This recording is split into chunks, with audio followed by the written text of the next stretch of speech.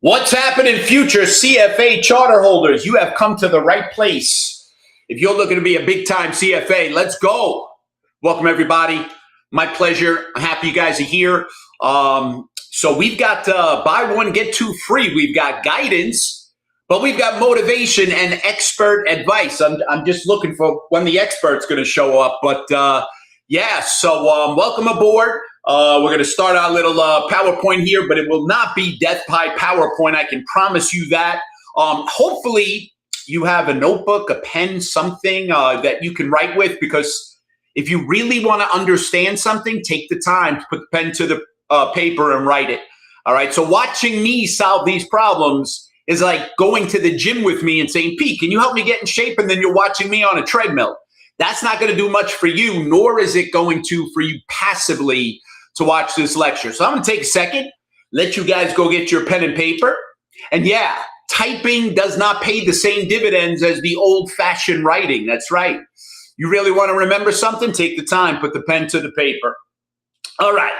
So my name is Peter Olinto. It's my pleasure to be with you. So today's topic, fixed income essentials. So you will see this at level 1, level 2, level 3. Yeah, you know me. So fixed income, heavily tested, got to know it inside and out. So that's why we picked this topic. Just as an FYI, if you've heard of Jack of all trades, you're about to meet his cousin Pete. So what I am, yes, I am the UWorld CFA lead instructor, but beyond that, I am former CPA, inactive, CFA charter holder, and an attorney. So what I really do is take exams. I'm a high stakes test preparation guru, I guess you could say. So yeah, I'm going to build your confidence though, because obviously if I pass these exams, not only should you pass, I'm thinking you should get a perfect score, because Lord knows this is not an IQ test. If we had a two-tailed distribution of the IQs of the folks watching this lecture right now, my IQ is probably skewed in the left tail somewhere, way over there. But my work ethic is in the right tail. And that's the difference between passing the CPA, CFA, and the bar exam. They all have a lot in common. You know, it's the volume of information that makes it so challenging, obviously. I tell people all the time, slow and steady wins the race. So, yeah, I think that everyone who's watching this, if you're willing and able to put in the time and effort, but it's not about memorizing. You know, a lot of people spend a lot of time memorizing, and the exam, quite honestly, is not, you're not regurgitating memorized formulas. You know, you'll be very disappointed if you work all these practice questions, memorize formulas, and then you take the exam and you realize, wow, more than half the time, they didn't even ask me to pick up my calculator, because they want to make sure you understand the concept, the formula, rather than just memorizing it, okay? This is not something that you can cram for. So whether it's the CPA, CFA, bar exam, you're talking months of preparation, all right? And at CFA, obviously, that's for each and every level. You know, CFA Institute talks about 300 hours. That's probably a median. There are people who are going to need more, people who are going to need less. Everything is dependent upon your background, your grades in school. What was your major? What classes did you have? You know, so if you were a dual major, accounting and finance, you're in great shape. But if you were strictly finance and had only intro to financial and managerial, you're going to have a lot of work to do at levels 1 and 2, which is fine, which is the case for most candidates. The thing is, while UWorld is called a review course, truth be told, we realize a lot of what you're going to be covering with us may not be a review. You may actually be learning it for the first time. Like I tell all my US students who are dual majors in accounting and finance, if they didn't take a class in IFRS, well, a little problem there, because the default rule for accounting is IFRS, not US GAAP. So look, everybody's got work to do to be properly prepared. But the truth is, it's about, you know, having a good plan, sticking to that plan. And we'll talk a little bit about that as we get into the strategy and what have you. Proud to be a part of the UWorld team, the UWorld. I'm part of the finance accounting. But the UWorld program, next time you go to the doctor, ask your doctor, when they study for the medical boards, what review course did they take to study for the USMLE? And I would bet you 9 out of 10 times they're going to tell you it was UWorld. Okay, so UWorld is an expert with the doctors, the pharmacists, then it became the lawyers, charter holders, CPAs, CMAs, etc. these high stakes exams and where there's this incredible volume of information, one of the hardest things when you're studying for any of these exams is, boy, when do I know enough about subtopic A that I could confidently move on to subtopic B, right? So their technology, they were well ahead of the curve, well before the AI days, but the smart path technology is going to say, listen, we're going to take all the guesswork out.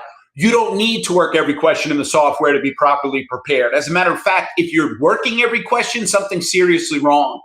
The goal is to learn from your mistakes. You certainly don't need to practice every single question. I mean, it's really a function of two variables, because you would think the volume of questions work and the pass rate would be highly correlated. Not necessarily.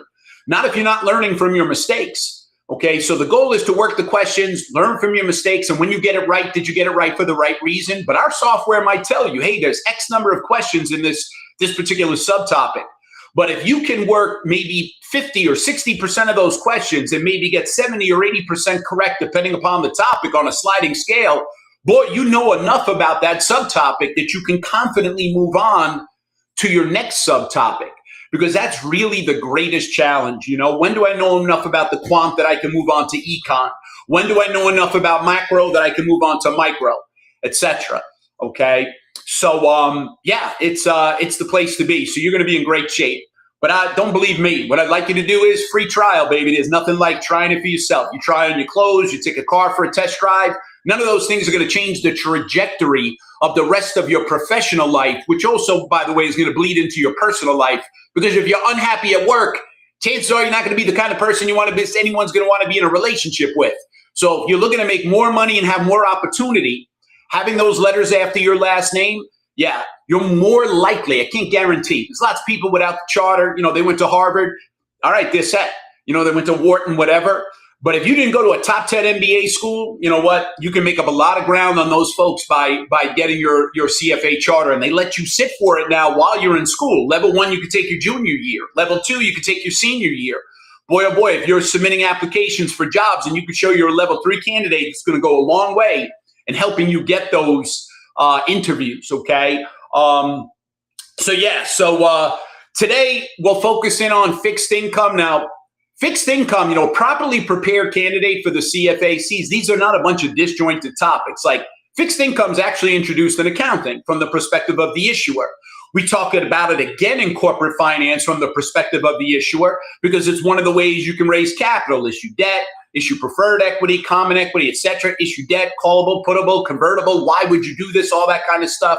And then we look at debt from the perspective of the investor in fixed income, but it's a zero-sum game. Like when a bond is issued at a discount or a premium, you know, is a discount a gain or loss? Well, it depends which side of the coin you're on.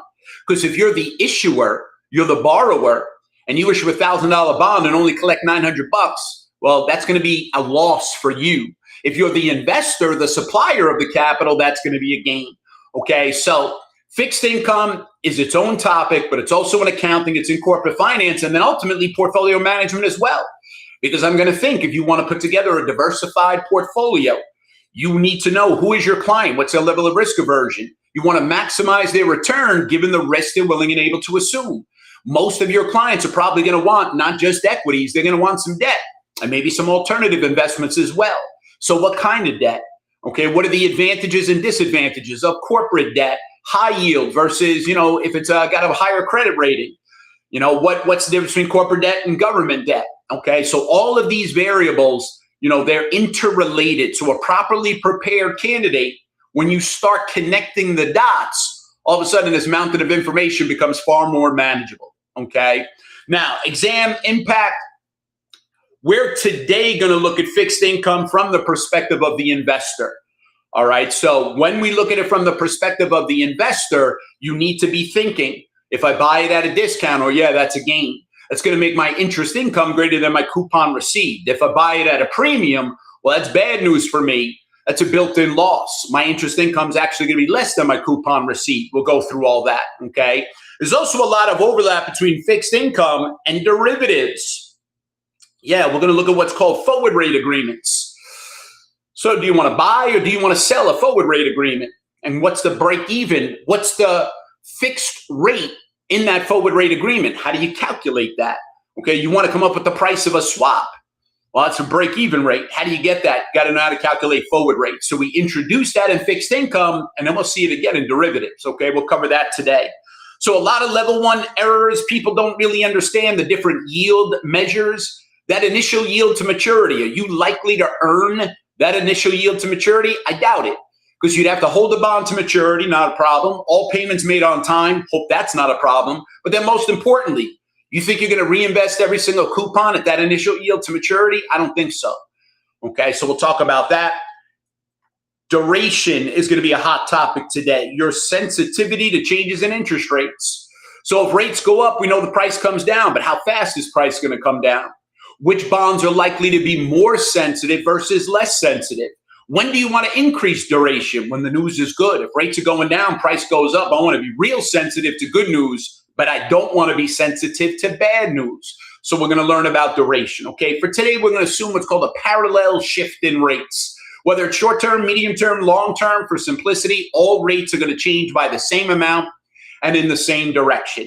Okay, when we get to level 2, we'll talk about key rate duration, where maybe we don't have a parallel shift in rates. Maybe long-term rates are going in one direction, short-term rates are going in the other. Okay, so we're going to want to learn how to calculate spot rates, okay, discount rate for a particular cash flow coming at a certain point in time in the future.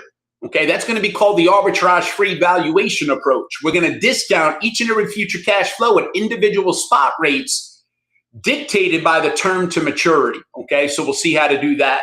We want to interpret, again, duration. 2 ways to look at duration. One way is sensitivity to changes in interest rates. Another way to look at duration is in terms of time, right? How long is it going to take me to get my money back? High duration, long duration. High duration, longer term to maturity. Lower duration, shorter term to maturity. All right. Duration is also known as the first order effect, as we're going to see when we're trying to forecast the percentage change in price given a certain change in rates. If it's a large change in rates, then we want to look at not only the first order effect, but what's called the second order effect. You got to love all this fancy terminology. Convexity. You see the C in convexity? If you could draw the letter C, you're going to understand convexity. All right. So basically, convexity. Here's my dependent variable, price of the bond, regressed against my independent variable. Where are interest rates? All right, so here are rates today. Maybe rates are going to go lower. Maybe rates are going to go higher. All right, so the price-yield relationship, the first order effect, makes it look like there's a linear relationship. Whether rates go up or down, the percentage change in price will be the same. That's not true. Convexity looks at the curvature of that price-yield relationship. As you can see, I'm not an artist here. Okay, convexity, the curvature of the price-yield relationship. Because when rates go down, price actually goes up faster than duration alone would project. But when rates go higher, price is going to come down, but slower than duration would project. That's the second order effect. Anytime we have a change in rates, 10 basis points or more, you've got to factor in the curvature of the price-yield relationship. Now, why is that? Why when rates go down, why does price go up faster versus when rates go up, price comes down slower? Because you know what? There's a natural floor on value, isn't there? It's not normally distributed. Asset values can't go to negative infinity.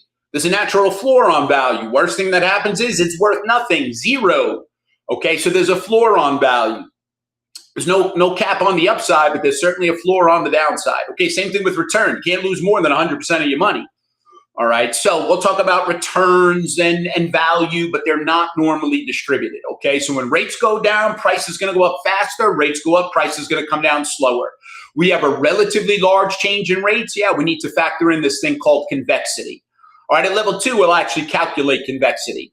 All right, forward rates are going to be very important, not only in fixed income, but as I mentioned in derivatives. What do we expect rates to be in the future? Okay, so the price of a forward rate agreement, the price of a swap, fixed for variable. What should the fair fixed rate be to entice somebody to pay fixed or receive fixed? All right, yield to maturity. What is that? That's your initial yield to maturity. If you pay this price and you got that future value, you got that payment, that coupon stream, and this is the term. Hey, this is your initial yield. But the only way you're going to earn that is if every coupon is reinvested at that initial yield. So yield to maturity is a single discount rate. It's the bond's internal rate of return. If you discount all future cash flows at that single yield to maturity, you'll get the bond price. All right. Now, the arbitrage free valuation approach says, why are you going to discount all future cash flows at the same rate? Shouldn't we discount each and every future cash flow and consider the term to maturity? Because the yield curve is generally what? Positively sloped. The longer the term to maturity, generally people are going to demand an illiquidity premium. You want to hold my money for a longer period of time? I want a higher rate. So what if we discount each and every future cash flow at individual spot rates? Well, that's called the arbitrage-free valuation approach. And you should get the same price as what the bond is trading for in the market. And if you don't, there'll be an arbitrage opportunity. So we'll learn how to do that as well. All right, what else we got? Ready? We want to take a look at our change in price. And we're going to use time value of money to calculate that initial yield to maturity, that IRR, the bond's IRR, or maybe we're going to solve for present value, okay, the price that it should be trading for. So time value of money functions, your future value, 100. What's your payment, okay? So that's going to be your par value times your stated rate, your coupon. What's your number of payments? What's the term to maturity? How many years? And is it semi-annual pay? Because then you're going to have to multiply that by 2. Okay. And then if you enter the market rate, then you could solve for present value. This is the price you'd have to pay. Or if you enter present value, the price you're going to have to pay, then you could solve for your yield. All right. Now, change in price is due to multiple factors. Yes. Change in rates is certainly going to affect your price, you would think, but not if the bond is going to mature tomorrow and the company's going to pay the par value, then I don't care where rates are. The value of that bond is going to be its face value, period, end of story. But the longer the term to maturity, now the price is going to very much be affected by the change in rates. And we know there's an inverse relationship between the change in rates and the value of that bond. So if this is your interest rate and this is the price of the bond, why is the relationship inverse? Because if newly issued debt with the exact same credit rating is now paying a higher rate, who's going to want your crappy old bond paying that old low rate? The only way you're going to be able to sell it is to discount the price, okay? So we'll see more of that. But price is also affected by the change in your term to maturity. Even if interest rates don't change, the value of the bond, the fair market value, is pulled towards face value over time. So if you buy the bond at a premium, that price is going to be pulled down towards face value over time, even if rates don't move. If you buy the bond at a discount below face value, that price is going to be pulled up towards par value over time. So as time elapses, that bond's going to be pulled towards par value. Okay, we'll see why that's important later. Okay, so duration and convexity. What we want to keep track of, this is duration. Okay, here's today's rates. Are rates going to move down or are rates going to move up? If rates move down, price is going to go up. If rates go up, price is going to come down. But if we have a relatively small change in rates, less than 10 basis points, then duration alone.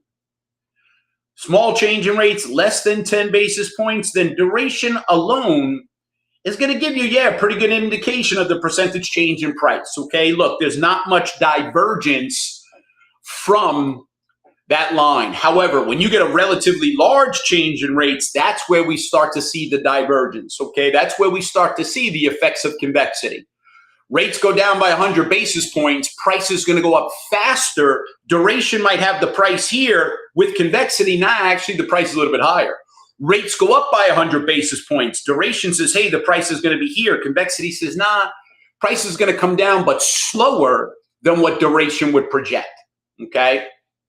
So part of what we do in the course, we talk about the topics, obviously in much greater detail, but what we do is, step number 1, we have pre-recorded lectures where we're going to assume no prior knowledge. You might be out of school 10 years. You may have never had a class in fixed income. I have no idea what your background is.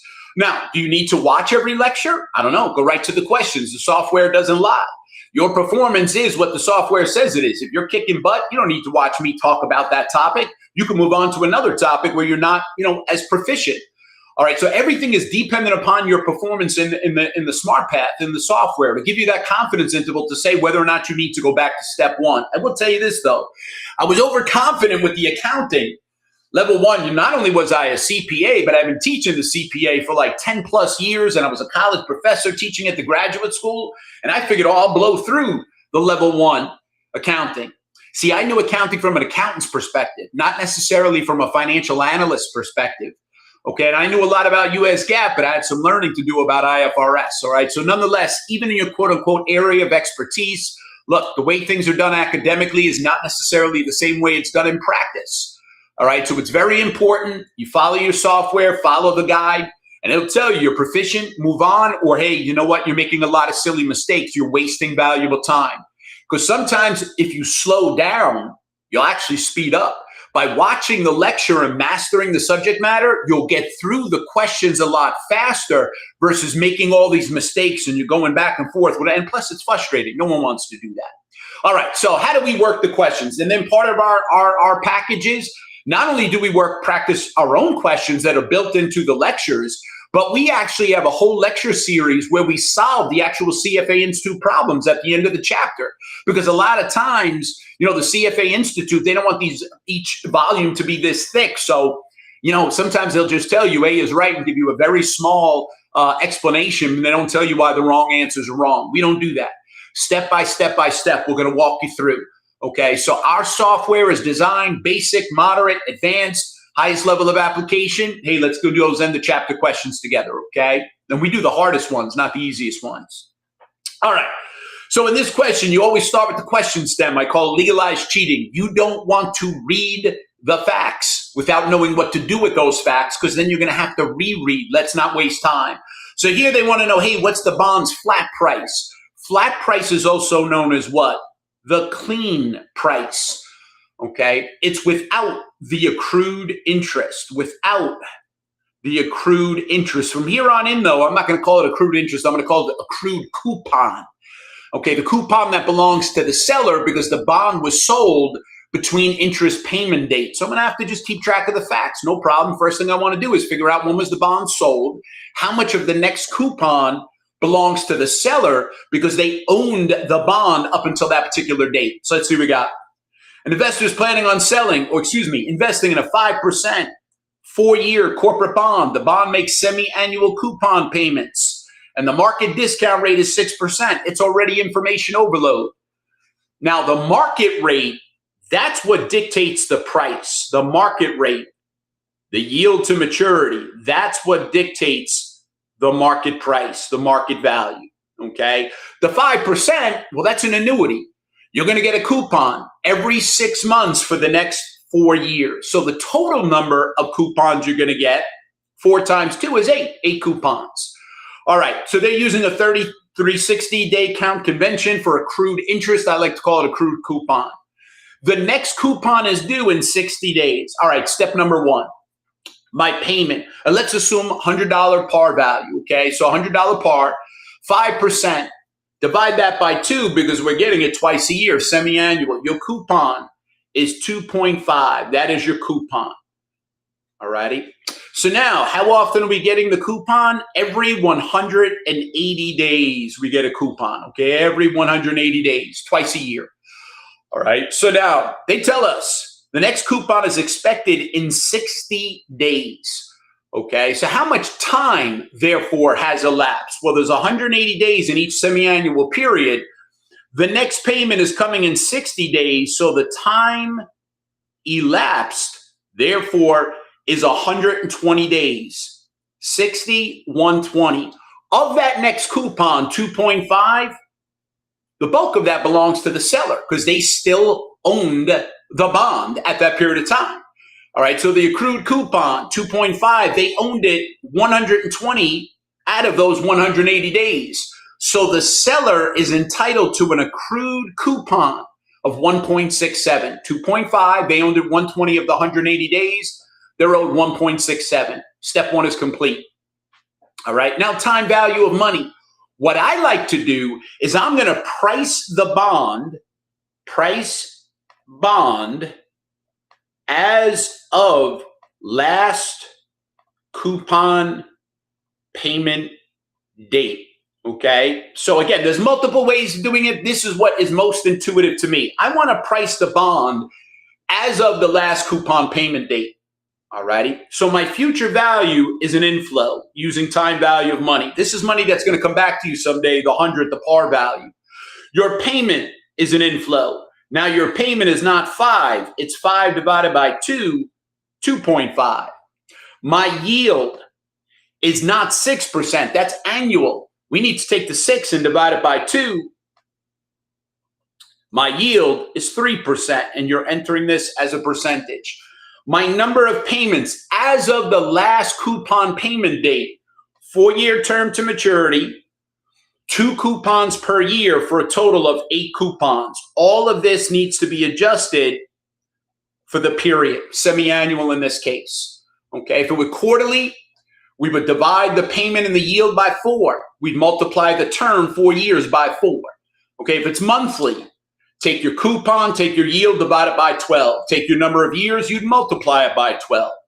Okay, now I'm solving for the present value. The price of this bond as of the last coupon payment date, that is $96.49. Price as of last coupon payment date.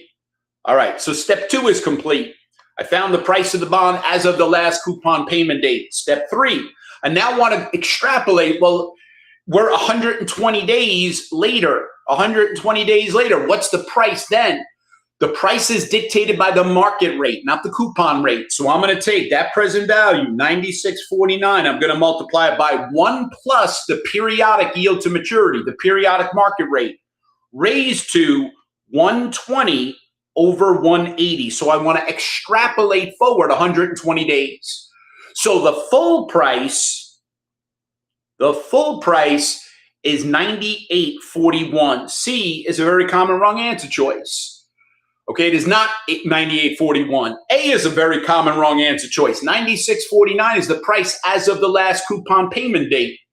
They wanted the clean price, not the full price. By the way, the full price is also known as the dirty price. You got to love these people who come up with these this lingo. Full price, very exciting. That's the dirty price. All right. Subtract from that the accrued coupon. What was that accrued coupon again? Of that 2.5, 120 days out of the 180 was still owned by the seller. So the accrued coupon that belongs to the seller is 1.67. You subtract the accrued coupon from the full price. What do we now have? The clean price, also known as the flat price without the accrued coupon. $96.74. Now, if you're religious, you'll pray. Boy, oh boy, I hope that's an answer choice. And there it be. Choice B. You got to love it. All right. So that's step by step. Now, the reason why I teach it this way is that now you can answer any question that's asked exam day. Maybe they're not asking for the clean price. What if they had asked for the full price? Or what if they didn't ask for the full or the clean? They asked for the accrued coupon. Or they give you the full and the clean and you have to back into the accrued coupon. We've covered everything. Shortcuts make me nervous, okay? You could get to a wrong answer very quickly using shortcuts, okay? I like to teach it, and I would prefer if you practice the rule in its entirety, because I don't know what's going to be in test at exam day. All right, so this way, when you do it this way, we cover all our bases. So step 1 again, what did we do? We had to find the accrued coupon. Step 2, we found the value as of the last coupon payment date.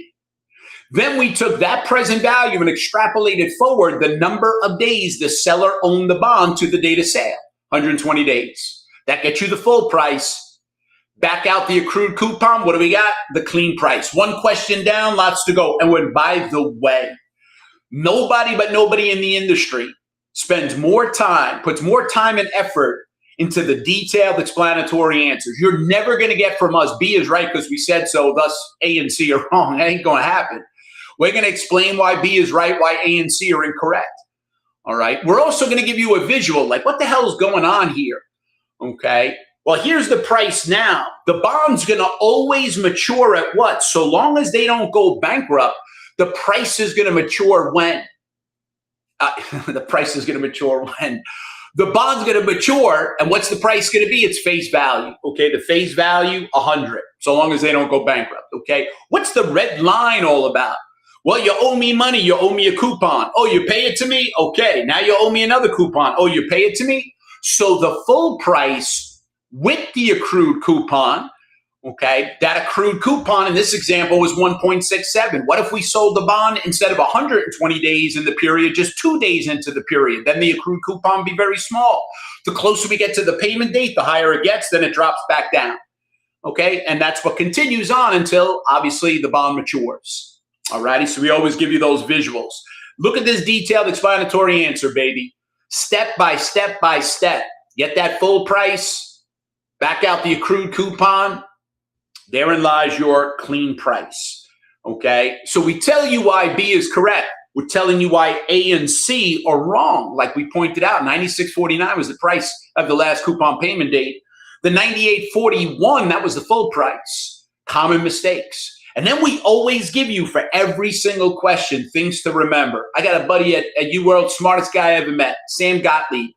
He's been around. He might be the, when he took the CFA, not only wasn't computer-based, it wasn't even pen and paper. When he took the exam way back when, it was a stone tablet and a chisel. My man has been around and he knows the rules, baby, like nobody's business. He actually, his first student studying for the CFA, his first student was Moses. That's how much experience Sam has, okay? So look at what him and his team do. Put together these beautiful explanations. You got to love it. Good job, Sam. All right, let's try our next one. They tell us the bond pays a coupon on October 1. What's the amount that's going to be paid? All right, let's see what we got. We got a floating rate bond. Whenever you see floating rate bond, you think payment in arrears. What the hell does that mean? When it's floating rate, the rate at the beginning of the period dictates payment at end of period. All right, so in arrears, floating rate, payment at end of period. Now, floating rate bonds, you see coupon divided by price, here's your yield. You see, you're going to have much less, not zero, but you're going to have much less interest rate risk. Why is that? Much less interest rate risk. Remember what I told you earlier?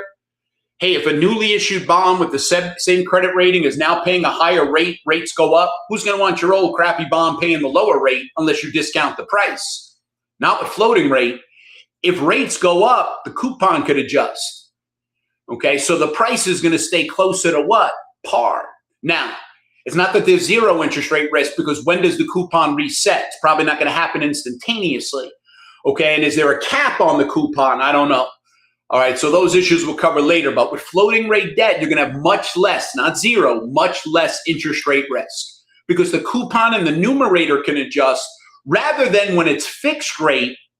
If rates go up, if that yield to maturity, if the market rates go up and the coupon can't change, what's the only way we can get that market given that fixed coupon? You're going to have to discount the price. Okay, that's fixed rate versus floating rate. All right, let's see what we got. It's got a par value of 1,000, makes quarterly. All right, so quarterly coupon payments. Rates, okay, are always quoted as annualized rates unless they tell you otherwise, okay? Now, they tell us coupon payments are in arrears, as we know. Even if they didn't tell you that, you would know that. And it's based upon the market reference rate. We used to use LIBOR, now it's MRR, the market reference rate. Not only are you going to get that rate, plus you're going to get a spread of 100 basis points. Okay, now the coupon adjusts with the market reference rate. The quoted margin doesn't change over the life of the bond. So now you got to be careful. All right, if rates go up, why did they go up? Is it due to a change in the quoted margin? Because now the bond has a higher risk, so people are demanding a bigger spread? Or is it because the market reference rate go up? Because the coupon will adjust with the market reference rate. That quoted margin spread is fixed over the life of that bond. All right, they tell us on July 1. All right, so July 1, what was the market reference rate? 0.04, 4%. When is that payment going to come due? All of July, August, September. I love using my fingers. See, I'm building your confidence. So the rate July 1 is going to dictate the payment October 1. Rates on October 1 will dictate the payment all of October, November, December, the payment December 1. Okay, excuse me. All of October, November, December, January 1. Boy, oh boy, I can't even use my fingers right. You see, I'm building your confidence. That's why I'm here. All right, so the payment that's coming October 1 dictated by the rate at the beginning of the period. But don't forget, not only are you getting the market reference rate, you're also getting a spread of 100 basis points, 0.0100. So it's really 0.0400, 400 plus the 100. That's 0.05, but that's annualized. How do we convert that to periodic? Take that 0.05, divide it by 4. What's the quarterly rate? 0.0125 is the quarterly, the periodic rate. So they quote the rates annually. You have to convert it to your periodic rate. Don't forget the spread, and the spread is fixed at initiation. Okay, multiply that by the par value. What was par value? 1,000. So what's going to be the payment? $1,250. So the rate on July 1 is going to dictate the payment on October 1. You see how they give you the rate, the market reference rate October 1? That's distractor information. That 0.045, you would then add 0.01, 0.055. That will dictate the payment coming October 1. You do the same thing, 0.055, divide it by 4, multiply it by the 1,000, and that would be your payment coming 3 months later.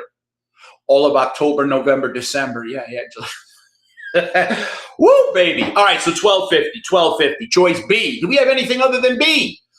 There's no better place to be than right here with us. This is great stuff. Slow and steady wins the race. Think as you do it. And not only should you write it, speak it.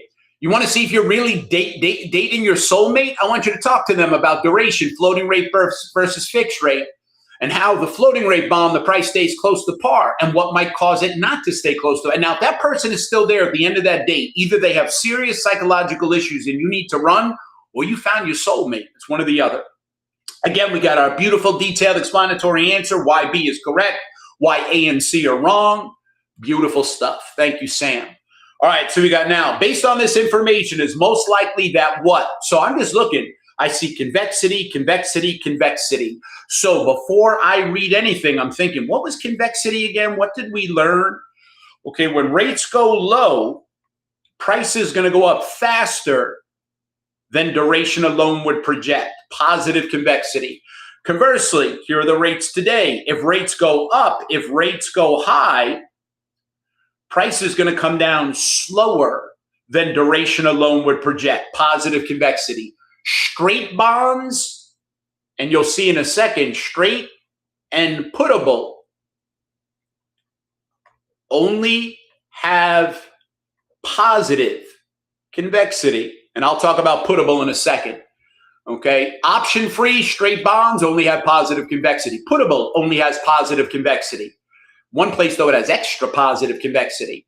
Okay, the only time you're going to see negative convexity is with a callable bond. That's where you will see negative convexity. Whenever you see callable, you think cap on value. Call is going to go in the money when rates go down. It gives the issuer, like a homeowner, the right to refinance if rates go down.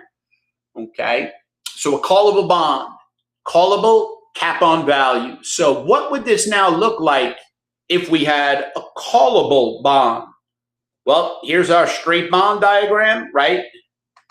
Rates today, rates could go low, rates could go high. If rates go high, the call is out of the money. No one's going to refinance at today's higher rates. Ain't going to happen. When does the call go in the money? When rates go down. You want to refinance, call back that expensive debt.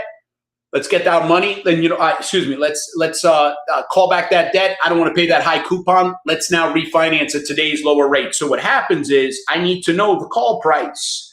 That is your cap on value. Why the price of a straight bond is going to be up here, the price of the callable bond is going to be down here, negative.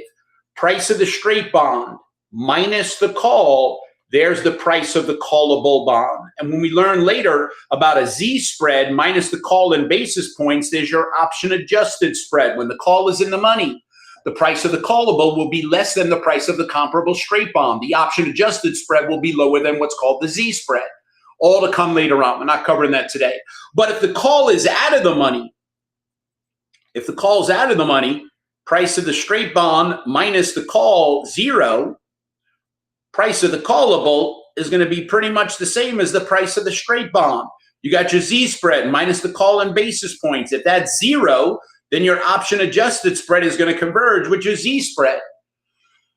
All right, so the only time we're going to see negative convexity is if it's callable and rates are going down and the call's in the money.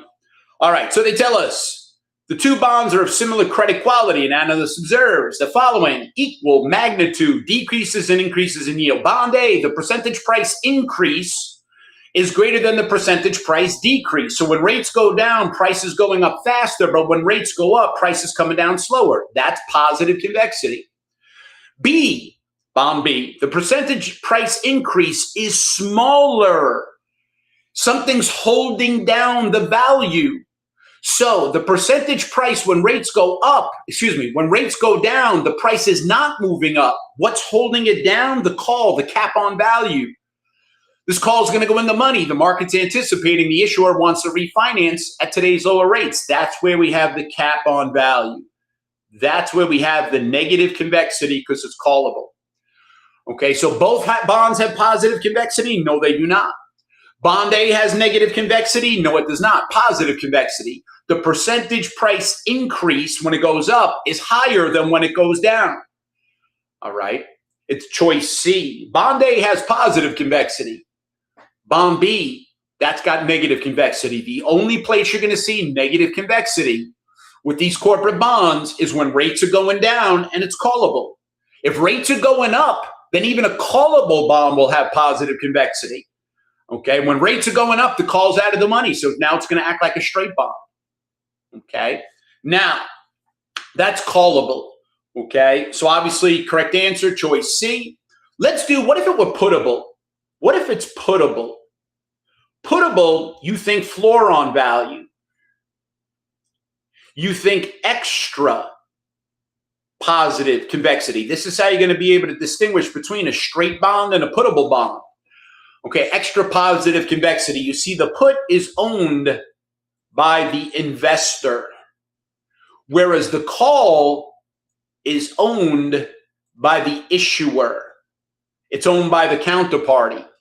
All right, so let's visualize. So here is our diagram again. Here's the price of the bond. Here's rates. Here's today's rates. Rates could go down. Rates could go up. Rates go low, puts out of the money. Rates go high, that's when the put is going to go in the money. You see, even straight bonds would have positive convexity, but the puttable is going to have extra positive convexity. That put price is a floor on value, okay, is a floor on value. So you take the price of the straight bond, add the value of the put, there's the price of the puttable. It's going to be greater than the straight. Take your Z, add the value of the put in basis points. There's your option adjusted spread, greater than the Z. But that's if and only if the put is in the money. If the put is out of the money, then the price of the straight and the price of the puttable would be one and the same. Okay. So callable, negative convexity, cap on value. Call goes in the money when rates are going down. Put goes in the money when rates are going up. I don't want to be stuck. Extension risk. I don't want to be stuck with this security, paying this old low coupon. No way. Rates are going up. I want to put that bond back on the issuer. I want to get my money back at my option so that I can now reinvest at today's higher rates. With a call option, now that's unfortunate. It's at the issuer's option. So they're going to give you back your money, but now you have to take your money and reinvest at today's lower rates. Okay, with the put option, you get to reinvest at today's higher rates. So you get that extra positive convexity. All right, so the convexity on a puttable bond when rates are high is going to be greater than the convexity on the straight bond because you got that extra positive, extra. Read all about it. All right, again, there's our beautiful answer, why A and B are wrong, things to remember. Beautiful. All right, let's try another one. We're loving this stuff, baby. Here we go. We are on our way to a CFA. They want to know if the benchmark curve rises by 125 basis points, rates are up, price is going to go in what direction? Down. And that's a large change in rates. What's the bond price going to be? Okay, so we have a large change in rates. We got to consider convexity, both the first order effect as well as the second order. So here we go. Here's your date for tonight. Whatever you're going to do, cancel that plan.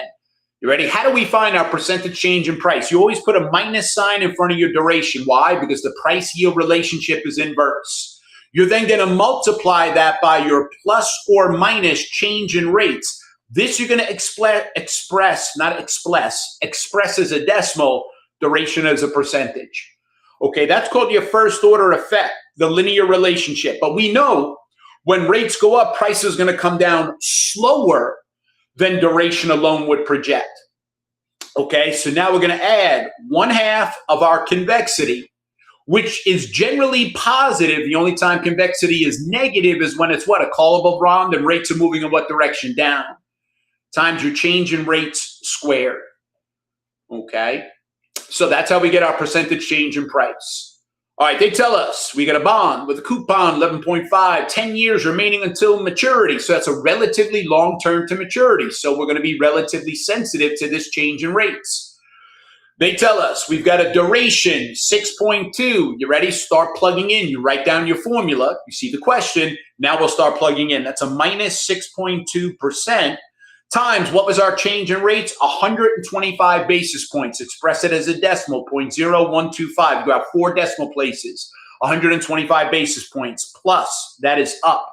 So duration alone says, you know what? The price would go down by 773 basis points, 7.73%. But it's actually not going to go down that much. Why? Because convexity, when rates go up, price is going to come down slower than duration alone would project. So now I do the second order effect, my convexity, my second order, the curvature of the price-yield relationship. So my convexity is 36. Unless they tell you otherwise, that's positive. Okay, if it's negative, they got to tell you. So 1/2 of 36 times your change in rates. Change in rates again, 0.0125, but squared. Okay. So now convexity, positive 0.0028. So prices are not coming down by 770. Actually, that should be 775. Kim Ramon handwriting. 775 basis points. It's not coming down by 775 basis points. 775, okay, is too much. It might go up by that amount or even more. Okay, but it's not going to come down that fast. So 775, then add a positive 0.0025. The percentage change in price is going to be a negative 0.0747 basis points. It's going to come down by 7.47%. That's our percentage change in price. Okay, not 775 basis points, 747, 7.47%. All right, so let's now take the price of the bond. Let's see. The bond price will be closest to what? The bond is quoted at $125.75 per $100 of par value. Okay. So 100 plus a negative 7.47%. We are going to lose, and that's 100%. We are going to lose 7.47% of our value. That means we're going to be left with 90. That's an ugly 2. We're going to be left with 92.53% of our value. That's all we're going to be left with because we're going to lose 7.47%, right? So we're left 1 plus the change in rates. So 1 plus the change in rates. Okay, so we're going to be left with 92.53% of what we started with. What is the price today? There's our price right now, $125.75. So what is 92.53% of $125.75? I get $116.36, and it's always closest to, okay? So $116.33.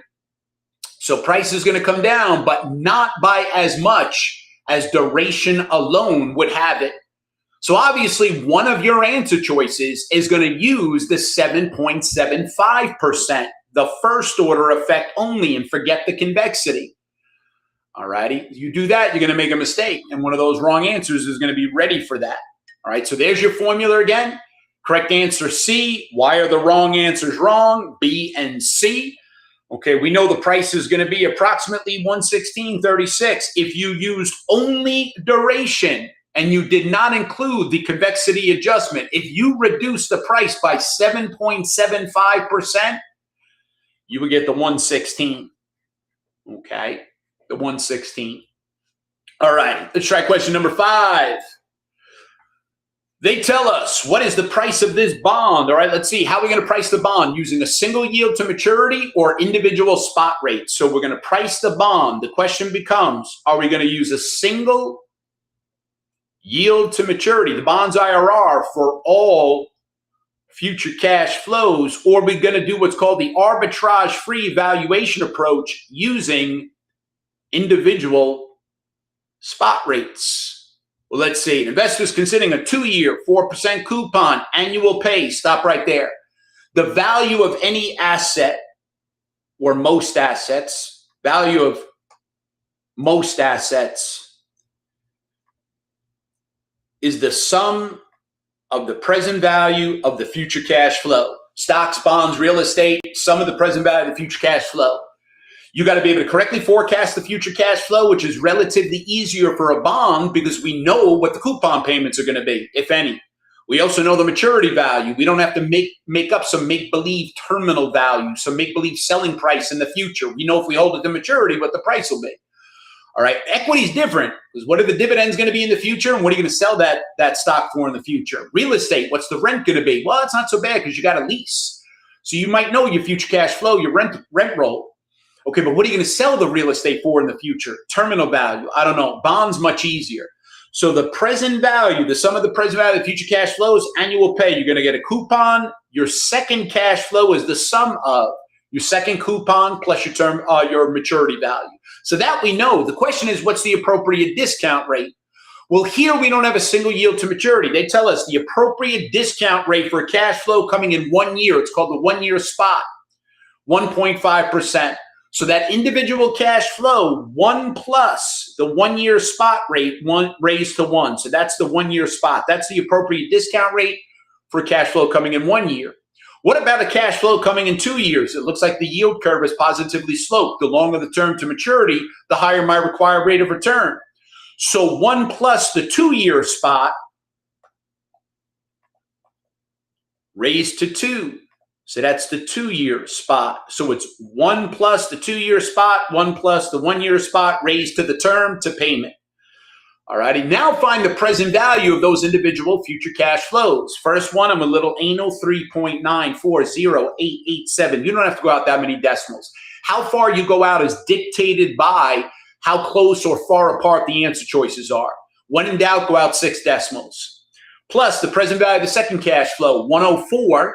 Your maturity value plus your second coupon, discounted back at the 2-year spot, 98.029975. The sum of the two, 101.97. This is trading at about 102% of par. 101.97, let's round it to 102. Okay, 102 divided by 100, it is trading at approximately 1.02, 102% of par. Correct answer, choice C. All right, it's trading about 102% of par. All right, now why is it trading at a premium? Why is it trading at more than face value?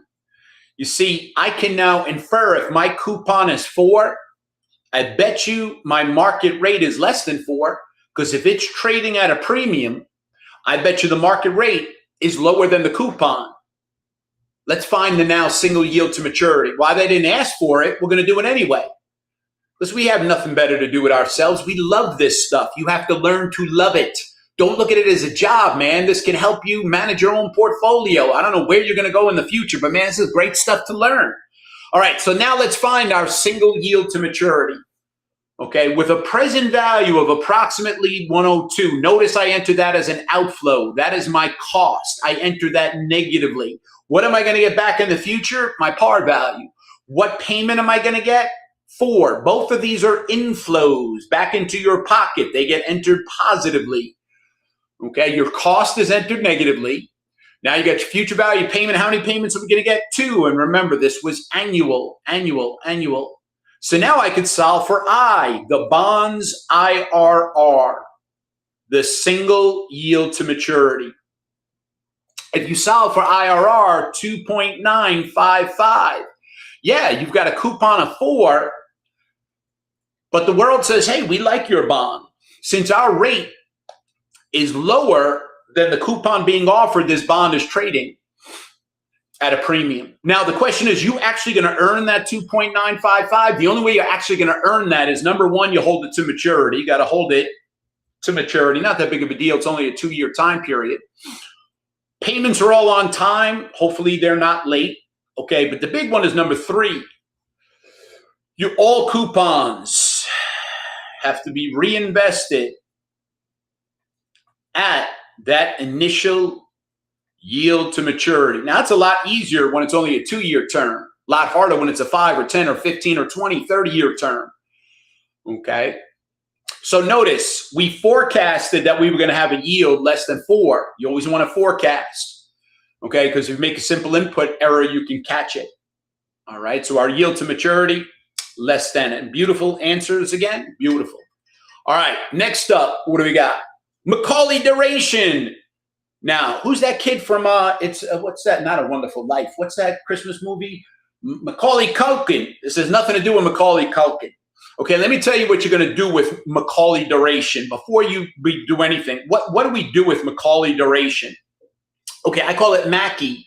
We want to use it to get something called duration gap. Macaulay duration minus I, Mackie, M-A-C-I, minus the investor's time horizon. Macaulay duration here is 6. I'm just going to use 6.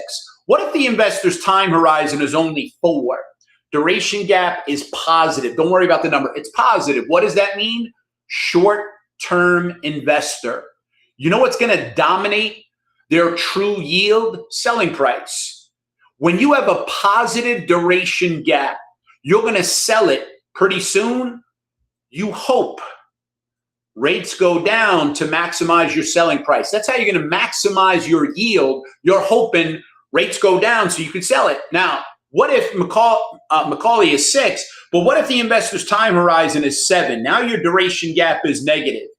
You're a long-term investor. Counterintuitive. You actually now hope rates are going to go up, but I thought that makes the price go down. I'm not worried about that. I'm going to maximize my return. What's going to dominate is the reinvestment income on the coupons. Now that's going to dominate. You see, your true yield is a function of your future value, your selling price, plus the future value of your coupons divided by your cost. Okay, you want to maximize your numerator, obviously, okay? What's most important to you, though, is dependent upon whether you're a relatively short-term investor with a positive duration gap or a long-term investor, a negative duration gap. Because if you're long-term, it's counterintuitive. I'm not selling the bond. I'm mostly concerned about the future value of my coupons. And the future value of your coupons is a function of your reinvestment rate. You want a high reinvestment rate. You want what dominates is the future value of the coupons when you're a long-term investor. When you're a short-term investor, the exact opposite. Nah, man, I'm not worried about the future value of the coupons. I'm selling this soon. You want to maximize your selling price. To maximize your selling price, you need rates to go down. Okay? So that's Macaulay duration. All right, they tell us our modified duration is 5.7883. Now they want us to calculate what's called the money duration. All right, the money duration. So this bond has 7.5 years to maturity, has a 5% annual coupon. I just want to play with some stuff here for a second. You ready? Future value is 100. Okay. Our term, as of the last coupon payment date, 7.5 years to maturity. All right, so it pays a coupon annually, 0.360. 180 days have gone by. What's our coupon? 5. And it's annual, 180 over 360. How much of that belongs to the seller? 2.5. That's our accrued coupon. Okay, but I want to find the price as of the last coupon payment date, just like we did before. Okay, the bond is sold between coupon payment dates. So my term, 7.5, add back the 0.5. I want to value the bond right here as of the last coupon payment date. All right, my payment, it's annual, 5. What's the market rate that dictates price? 7%. Okay, so 7% is our market rate. What is the present value of this bond? This is the value as of the last coupon payment date. I get 88.0574. Agreed? Now I want to extrapolate forward 180 days. What dictates the price? The market rate. So 1 plus the market rate, 7%, and remember it's annual pay, raised to 180 over 360. What's the price today? The full price is 91.087. By the way, what's the accrued coupon? 2.5. 2.5 is the accrued coupon. So what's the clean price? The market price. What's the clean price? The market price is the clean price without the accrued coupon. That's 88. Whoa, slow down there, Charlie. What are you doing? Whoa, that's way too big. Sorry about that, folks. Let's try this again. Didn't mean to do that from current slide. There we go. All right, 88.59. Ooh, now I'm red. How sweet is that? Let's stay red for a second. Notice, had they not given us the market price, you see how we would find it? Remember, we're using the question to review the rules in their entirety. So there's my clean price. Okay, there is my clean price. Okay, now they tell me, let's see, modified duration 5.7883. That is our modified duration. So now they want what's called the money duration. Okay, the money duration. How do we calculate that money, that dollar duration? Okay, money duration. So your dollar duration, we're back to black. Our dollar, our money duration. Dollar duration. Okay, you need the full price. The full price. It is trading at 91.09% of par. 91, I'm rounding, 91.09% of par. Okay, now multiply that by what is our modified duration? We use a Macaulay duration to find out that duration gap. All right, what's better, short-term, long-term? Well, what do you think rates are going to be in the future? Okay, the investor's time horizon. All right, do you want it to be long, short, or long? Well, it depends what you think. If you think rates are going down, you better be a short-term investor. If you think rates are going up, you'd be better off being a long-term investor. Okay, so our full price times our Macaulay duration, 5.7883. Now, you're going to express that as a decimal. 0.057883. Or you could express, let's do this. Let's do our price, 0.9109 as a decimal.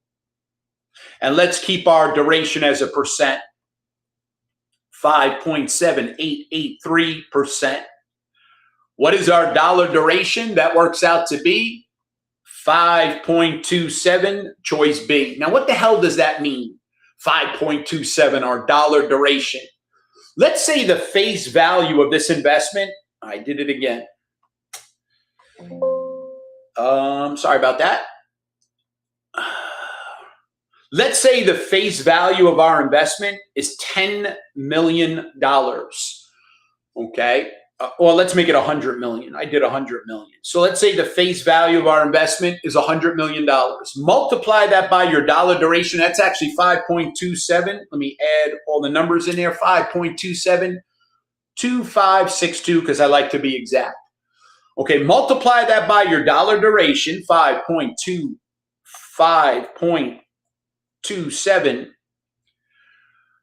2562. And now you multiply that by your change in rates. They have to give that to you. So let's say change in rates go up by 100 basis points. So you multiply that by a positive 0.0100. Okay, express that in basis points. The change in value would be a negative $5,272,562 on this $100 million portfolio, if that's the face value. Using your dollar duration and your change in rates, we would say the change in value is going to go down by $5,272,562. Okay. Now, one other thing I want to do with this while we're here. You ready? Price value of a basis point. How do you get what's called the price value of a basis point? All right. Let's get the fair market value of this portfolio. It's $100 million and it is trading at 0.9109, 91.09% of par. Okay, so there's the fair market value of this portfolio. 100 million times 0.9109. It's trading at 91.09% of par. Multiply that by your dollar duration.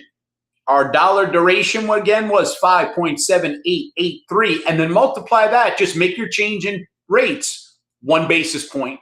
What is the price value then of a single basis point with $100 million portfolio that is only trading, though, at 91.09% of par?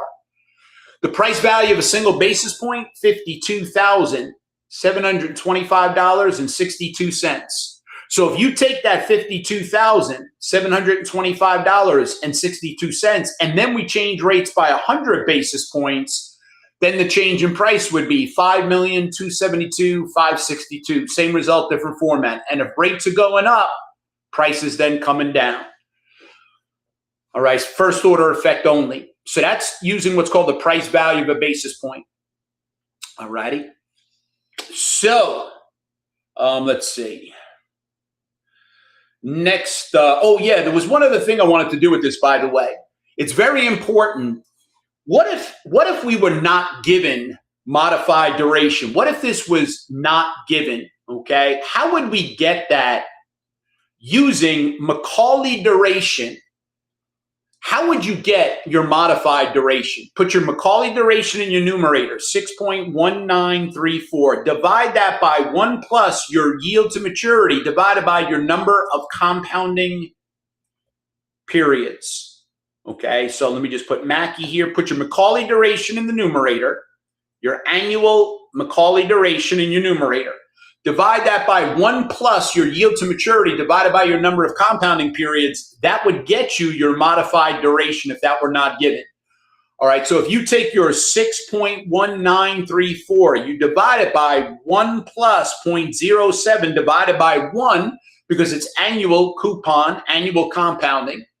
Your annual modified duration, 5.7883. Okay, so if that were not given, you got it. And then obviously, if you take 5.7883, your modified duration, and then you multiply that by 1 plus your periodic yield to maturity, in this case, 1.07 because it's annual compounding. That's how we go back and obviously get our 6.1934. All right, so you got to be able to go in either direction. If you're given Macaulay, find modified. If you got modified, find Macaulay. Why do we use Macaulay duration? Mackie, to see is our duration gap positive or negative. Okay, what's your forecast for rates? Because if you think rates are going up, you'd be better off being a long-term investor to maximize the future value of your coupons. Okay. If, on the other hand, you think rates are going down in the future, you'd be better off short-term. Right, sell the bond, maximize your selling price, and that'll maximize your yield. Okay, so your true yield is different than your initial yield to maturity, because what if you don't hold it to maturity? What if you sell it early? Okay, and then what if you don't reinvest your coupons at that initial yield? All right, let's try another one. Oh, we only have 2 more. All right, here we go. Based only, notice where I'm starting, not up here, because I don't know what to do with that information. I have no idea what to do with that information. All right, so start with the question stem. Based only on the information provided, if the bond's yield to maturity increases by 40 basis points, rates up, price is going to come down. What's going to be the percentage decline in the full price of this bond? Okay, the full price of this bond. All right. So let's see. They tell us, we got Macaulay duration. Macaulay duration is used to get our duration gap. And notice that's in number of periods, and we've got semi-annual. So that's our semi-annual, okay, 13.5558. That's number of periods. Our term to maturity is 10 years, 10 times 2, 20 periods, okay? So our compounding frequency is 2 times per year, and with 10 years, but 2 payments per year, that's 20 periods. So I want to convert this to my annual. Step number 1, I need my annual Macaulay duration. So you're going to take 13.5558. You're going to divide it by your number of compounding periods, 2. Now I've got my annual Macaulay duration. Annual Macaulay duration, 6.7779. That is my annual Macaulay duration. Now we've got to find modified duration. You want to find your percentage change in price. You need your modified duration, not Macaulay duration. Okay? So now step 2, let's take that Macaulay duration, 6.7779. We're going to divide that by 1 plus our yield to maturity divided by the number of compounding periods. Okay? And let me just put Macaulay here rather than the number. All right, 6.7779 divided by 1 plus, what's my yield to maturity? 10.4. Divided by 2, 5.2. That is my periodic yield to maturity. So I'm dividing by 1.052, my periodic yield to maturity. 1 plus my periodic yield to maturity. Now I have my annual modified duration. 6.443%. Now, I don't have any information about convexity, so I can only do my first order effect. So my percentage change in price, you always put a minus sign in front of your duration. Express that as a percentage times your plus or minus change in rates expressed as a decimal. We can only do our first order effect, even though it's a relatively large change in rates, because I do not know what my convexity is. All righty. So put a minus sign, 6.443%. Rates are going up. Multiply that by a positive 0.0040. Go out 4 decimals, 40 basis points. All right. So percentage change in price, it's going to go down by 0.02577, approximately a reduction of 2.58%. Okay. It's going to go down by 257 basis points. All right, approximately 258 basis points. Now, with convexity, the percentage change in price wouldn't be as large. It wouldn't be 2.58%. It'd be something just below that, maybe 2.4. I don't know. It all depends upon what the convexity is. But when rates go up, price is going to come down slower than duration alone would project. Duration alone is projecting 2.58%, choice B. Okay, with convexity, the percentage change in price, we would go down by less than 2.58%. Convexity would hold it up, assuming we have positive convexity, which is generally the case unless it's callable bond and rates are moving low. All right, here's our beautiful answer, all our formulas. Okay, there's your calculation, telling you why A and C are wrong, etc., etc. All right, I know it's going to upset you guys, but our last question today, I know this flew by, but here we go.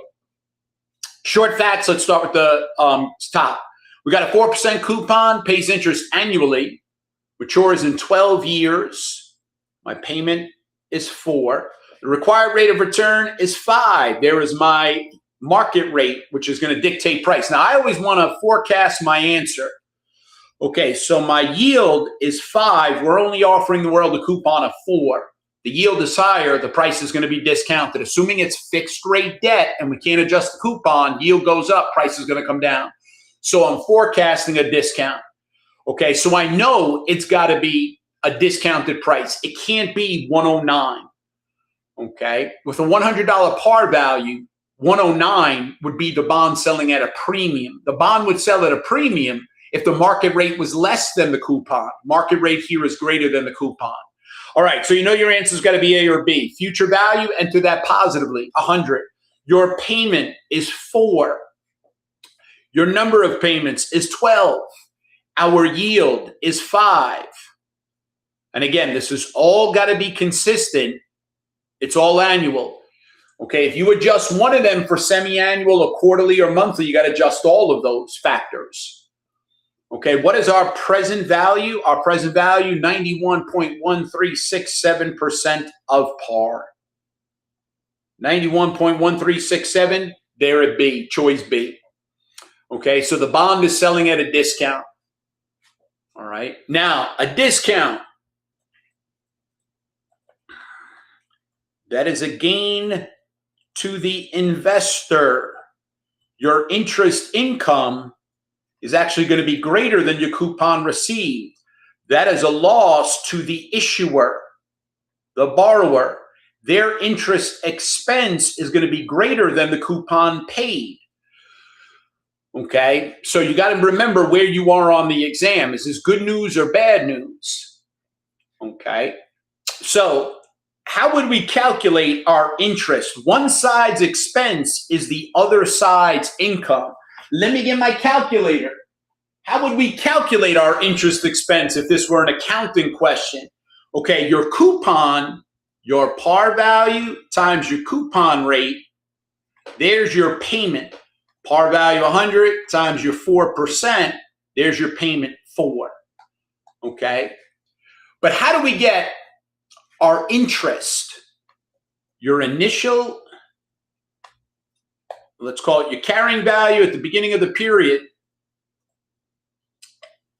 91.1367. Let's say it's $100 par value, times your market rate at issuance, not current market rates. Your market rate reflects your actual cost of borrowing.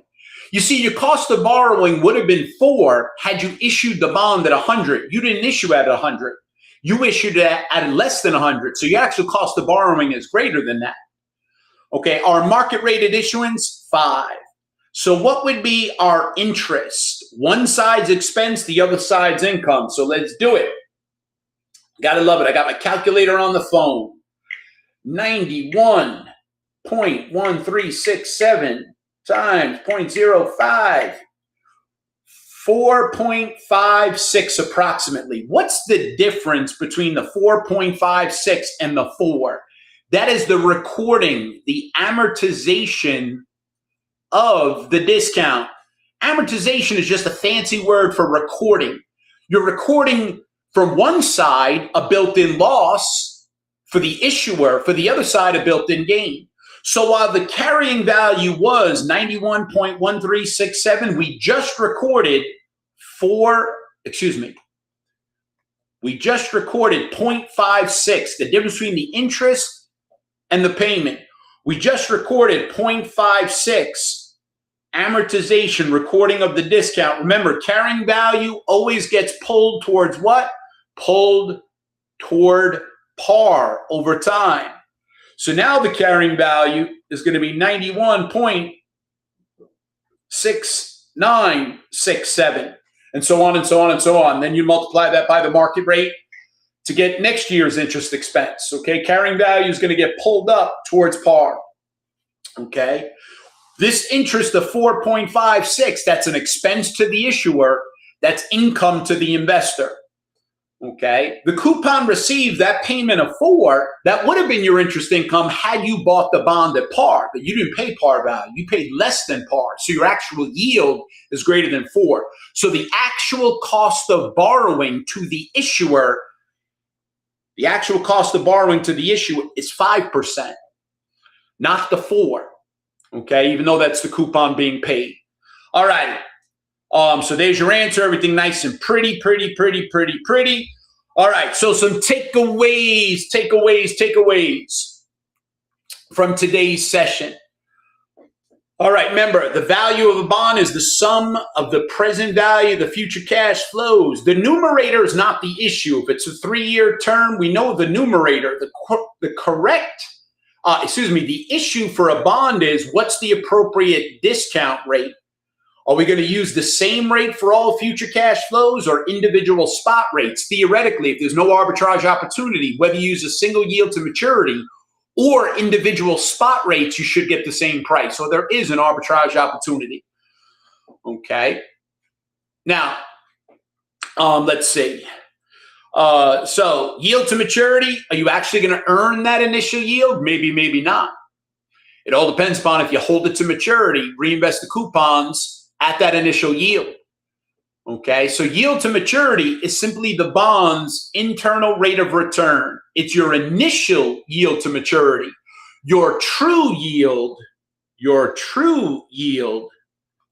tell me what the selling price is if you don't hold it to maturity. Tell me what the future value of the coupons are, and then divide that by your cost. And there's 1 plus your yield, subtract the 1, there's your true yield. Okay, there's your true yield, folks. And how do you get the future value of the coupons? Tell me your payment, tell me your number of payments, and tell me your reinvestment rate. Tell me your reinvestment rate, and that'll get you the future value of the coupon. Selling price, tell me what the yield is when you want to sell it, and then you could calculate the present value on that date of sale. Okay, duration makes it appear, spot rates again, individual, 1-year rate, 2-year rate, 3-year rate. That's the arbitrage-free valuation approach. That's how we get the price of the bond. And then the initial yield to maturity is actually something we back into after you already know the price of the bond. Duration, first order effect, makes it look like whether rates go down or up, the percentage change in price would be the same. That's not the truth. The truth is when rates go down, price goes up faster. And when rates go up, price comes down slower. Okay. All right. We got a mock challenge, baby. Highest score wins. What are we giving away? First of all, a 5 mock bundle. I love it. Live April 7th. Let's go. So you got to join us, man. CFA Level 1. All right, register. Giving away 5 mock bundles. So live April 7th. Let's go. You got to do it, folks. You got to do it. You got to do it. Join me. All right, I believe I'm doing that. So that's some good stuff. Register now. You get your QR code. Let's see. I think we have some I think we got some upcoming events as well. So our mock challenge there. So that's that date. Sugar. This is the slide I got. Yeah, so that's our next event live. And let me double check that. April 7th. Let's see.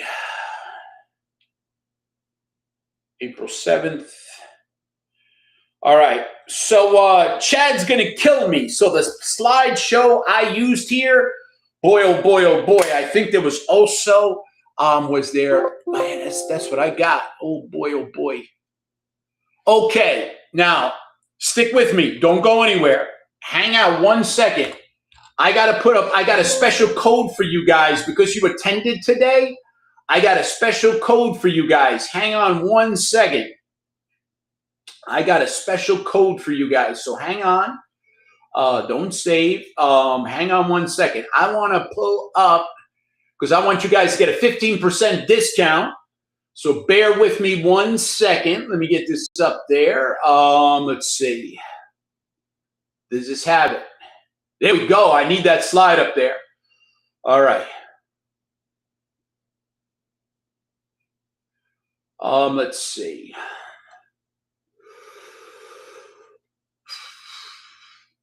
So don't leave it to luck. Why didn't I tuck in my shirt? What's going on? What's with that look? I'm all wrinkled. I don't know. But you want a 15% off our Elite Advanced CFA Prep. Hopefully I got this slide up there and everyone can see it. All right, you got your QR code. We thank you so much for attending today. So this is our way of saying thank you. And in honor of St. Patrick's Day, we don't want any luck. You don't need luck. By the way, you want a regression model, probability of passing? Here, let's do a regression model. What do we want to regress our probability of passing against? Time and effort, that would be boring. Let's regress it against happiness. What is the relationship? Inverse. You see, if you're putting in your 300 hours, you are far more likely to pass this exam. All right, now 300 is just an average. All right, everything depends upon what was your major, what were your grades, how long you out of school. That's why step one when you enroll with us is you have a one-on-one onboarding. We want to help you put together that study plan. How many months is it going to take you to put in 300 hours? I don't know. If you could give me 10 hours a week, you're looking at 7.5, about 8 months. All right.